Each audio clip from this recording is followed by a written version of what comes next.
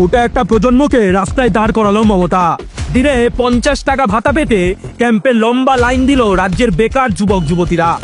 লজ্জা, ধিক্কার। 15 বছর ধরে শাসন করার পরও রাজ্যের বেকার যুবক যুবতীদের একটা চাকরির ব্যবস্থা করে দিতে পারলো না মমতা। শিল্প এলো না, কর্মসংস্থান হলো না, আর তার ফল রাস্তায় দাঁড়িয়ে উন্নয়ন। এই ভিড়ের ছবি তৃণমূলের আমচা চামচারা নোংরাভাবে প্রচার করছে। তাদেরকে প্রশ্ন করুন, তাদেরকে ঘিরে ধরুন। এই 15 বছরে যদি চাকরিটা দিত এই নোংরা সরকারটা, তাহলে এই বেকার ভাতার কেন প্রয়োজন হলো এখন?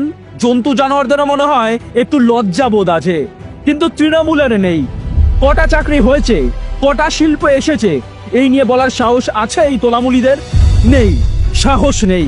কতটা নির্লজ্জ হলে বেকার ভাতা নিয়ে প্রচার করা যায়। কেউ বিটেক পাস, কেউ গ্র্যাজুয়েট, আবার কেউ মাস্টার ডিগ্রির সার্টিফিকেট হাতে নিয়ে এসেছেন বেকার ভাতা নিতে। এই বাংলায় দেখতে চেয়েছিলেন বলুন তো? চাকরিটাই চাইছি, 1500 টাকা হলে কি আর হবে, আর চাকরিটা তো পেলে তো অবশ্যই খুব ভালো হয়। এই চোখে জল এসে যাচ্ছে, এতদূর পড়াশোনা শিখিয়েছি, যদি একটা ভালো কাজ না পায়।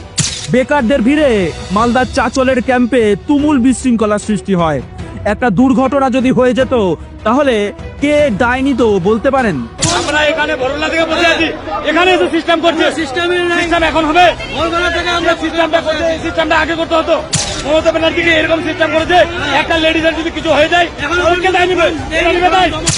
এখানেই শেষ নয়, ভাতার সামান্য কটা টাকার জন্য আবেদনকারীদের রাস্তায় ফেলে অত্যাচার করলো মমতার পুলিশ। দেখুন, এই মুহূর্তে যে ছবিটা দেখতে পাচ্ছেন, এরা কেউ কিন্তু কয়লা চুরি করেনি, গরু চুরি করেনি, এরা কেউ চাকরি চুরিও করেনি, বরঞ্চ চাকরি পায়নি, শিক্ষিত বেকার বলে লাইনে দাঁড়িয়েছিল প্রতিদিন যাতে 50 টাকা করে পায়।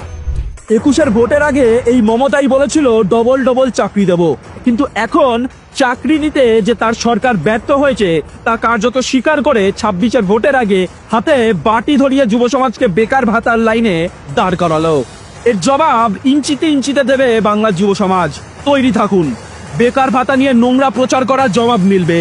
26-এ এই সরকারের বিসর্জন নিশ্চিত।